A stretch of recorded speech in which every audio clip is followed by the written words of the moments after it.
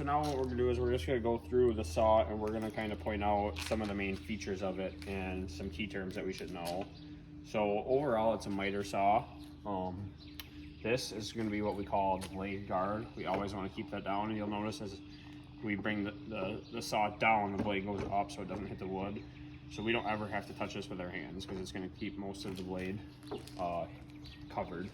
You know, this is the blade itself. Obviously, what's doing the cutting, and you know, if we put our hands under it, it's not gonna hesitate to cut through our fingers. You know, so while it is a little bit scary, you know, we learn how to use it safely, where the scariness doesn't necessarily matter.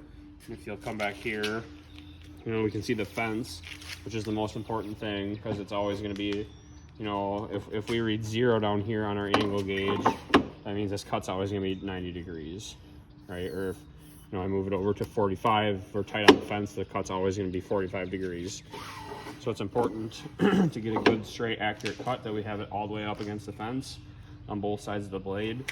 And it's also a safety thing, because if we're getting a little cockeyed in here, you know, it might catch the blade, slam back into the fence. So if we started at the fence, there's nowhere for it to go. You know, a couple of other features of the saw.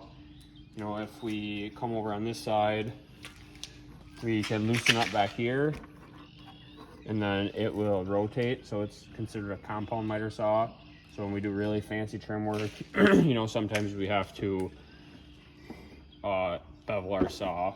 So, you know, if some of your older homes might have crown molding up, like in between the top wall and the ceiling, and you know, a saw like this is required in order to get the crown molding in there. You know, if we come back here on this side, I'll show you kind of how to store it away.